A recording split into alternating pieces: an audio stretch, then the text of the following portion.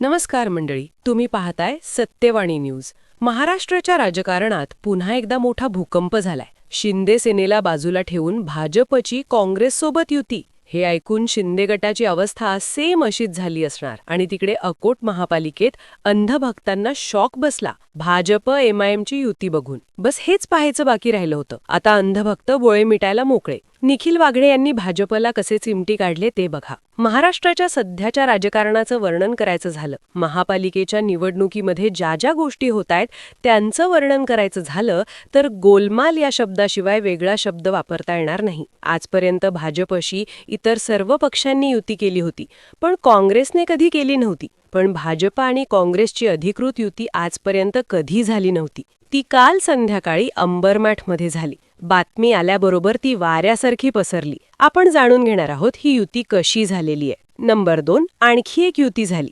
ती सुद्धा न भूतो न भविष्यती म्हणू की नाही मला माहिती नाही, पण न भूतो अशी युती निश्चितपणे होती. आजपर्यंत कधीही न झालेली ती युती भारतीय जनता पक्ष आणि एमआयएमची युती होती. पण भाजप जो सकाळ संध्याकाळ ओवेसीच्या पक्षाला शिव्या घालतो, त्यांची कधी युती होईल असं स्वप्नातही वाटलं नव्हतं. त्यामुळे भाजप आणि एमआयएमची युती ही सुद्धा मोठी बातमी होती. काल संध्याकाळी दोन्ही बातम्या आल्या आणि आज सकाळपर्यंत सर्वत्र व्हायरल झाल्या. अक्षरशः लाखोली वाहत होते लोक सोशल मीडियावर काँग्रेस पक्षाला, ओवेसींच्या पक्षाला आणि अर्थातच भारतीय जनता पक्षाला. भारतीय जनता पक्ष नेहमी टेंबा मिरवतो, आम्ही तत्वानुसार वागतो, आम्ही तत्वशून्य युती करत नाही, वगैरे वगैरे. अर्थात यावर फारसा लोकांचा आता विश्वास राहिलेला नाही, कारण जेव्हा भाजपने महाराष्ट्रामध्ये एकनाथ शिंदे आणि अजित पवारांची युती केली तेव्हा हे सगळे नैतिकतेचे गड त्यांचे उद्ध्वस्त झाले. पण काँग्रेसची युती आणि दुसऱ्या बाजूला एमआयएमची युती म्हणजे धक्कादायकच प्रकार होता. आपण जरा बघूया या दोन्ही ज्या युती आहेत किंवा आघाड्या आहेत त्या कशा झाल्या, कोणत्या परिस्थितीत झाल्या. अंबरनाथमध्ये 59 जागा होत्या. 25 वर्ष एकनाथ शिंदेंची किंवा शिवसेनेची सत्ता होती असं म्हणा. यावेळच्या नगरपालिकेमध्ये काही धक्कादायक निकाल लागले. एकतर नगराध्यक्षपदी शिवसेनेच्या मनीषा वाळेकर यांचा पराभव करून तेजश्री करुणजुळे या भाजपच्या उमेदवार निवडून आल्या. त्यानंतर जे नगरसेवक निवडून आले त्यामध्ये शिंदेंना पूर्ण बहुमत मिळालं नाही. शिंदेंचं वर्चस्व कायम होतं. 23 जागा, 59 पैकी 23 जागा मिळाल्या, पण बहुमतासाठी काही नगरसेवक कमी पडले. आता झालंय काय, अंबरनाथमध्ये भाजपचे 16 नगरसेवक निवडून आले, काँग्रेसचे 12, अजितदादांच्या राष्ट्रवादी काँग्रेस पक्षाची 4 आणि अपक्ष 1. हे एकूण 16 आणि 12 म्हणजे 28 आणि 4 म्हणजे 32, तसेच 1 मिळून 33 नगरसेवक होतात.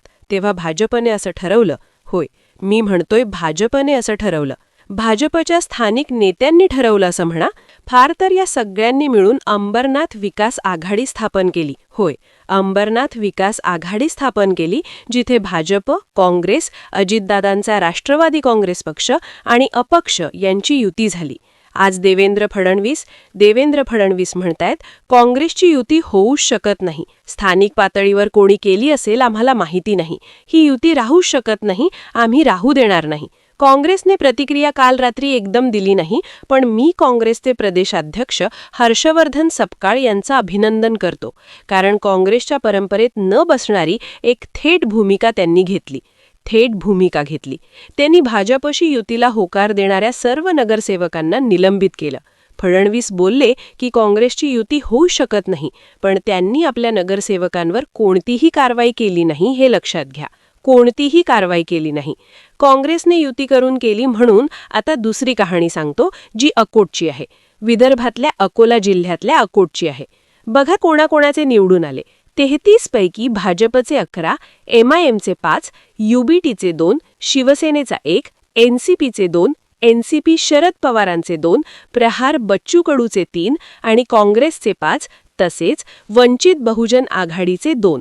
हे 7 नगरसेवक सोडले काँग्रेस आणि वंचित बहुजन आघाडी, तर बाकी सगळे नगरसेवक सत्तेसाठी एका आघाडीत सामील झाले. या आघाडीचं नाव काय? अकोट विकास मंच. अंबरनाथच्या आघाडीचं नाव होतं अंबरनाथ विकास आघाडी.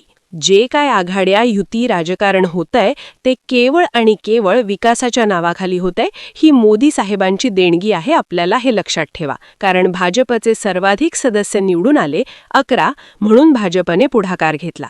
सर्वांना एकत्र केलं. MIM हो म्हणालं. 5 त्यांचे सदस्य होते. त्यामुळे MIMशी युती करण्यातही भाजपने पुढाकार घेतला. अशी युती झालेली आहे. आता ती तुटणार आहे. आता दोन्ही पक्षांचे वरचे नेते हादरले असल्यामुळे, लोकांच्या टीकेमुळे, लोकांनी लाखोली वाहिल्यामुळे आता ही युती टिकणार नाही, तुटणार आहे. पण लक्ष ठेवायला पाहिजे, कारण काँग्रेसने काय केलंय? काँग्रेसने आपल्या नगरसेवकांना निलंबित केलंय, हे लक्षात घ्या. ते नगरसेवक राहतील, ते काँग्रेसच्या बॅनरखाली नगरसेवक राहणार नाहीत. ते आता अपक्ष नगरसेवक होतील आणि ते भाजपशी युती करतील, हे लक्षात घ्या. त्यामुळे काँग्रेसने स्वतः विथड्रॉ केलं, स्वतःचा हात काढून घेतला, तरी हे नगरसेवक भाजपशी युती करणार आहेत. आजवरून एक फिरतंय एक वाक्य, ते मी तुम्हाला सांगतो. भाजप गरज पडली तर पाकिस्तानशीही आघाडी किंवा युती करेल, असं फिरतंय सगळीकडे भाजपची. काय प्रतिभा होते तुम्ही लक्षात घ्या. आपले देवेंद्र फडणवीस देवाभाऊ कितीही स्वतःला स्वच्छ समजत असले तरी लोकांना जे काही समजायचं आहे ते समजलेलं आहे. भाजप गरज पडेल तर काँग्रेसशी युती करेल, गरज पडेल तर MIMशी युती करेल, गरज पडेल तर दुसरे पक्ष फोडेल, गरज पडेल तर खोक्यांचं राजकारण करेल. देवेंद्र फडणवीस यांच्या नेतृत्वाखालील भाजपने महाराष्ट्रामध्ये अधोगतीचा तळ गाठलेला आहे. लक्षात घ्या, तळ गाठलेला आहे. ही त्याची उदाहरणच आहेत ना. भाजपनेच लीड घेतली, भाजपनेच पुढाकार घेतला, अंबरनाथमध्ये किंवा अकोटमध्ये.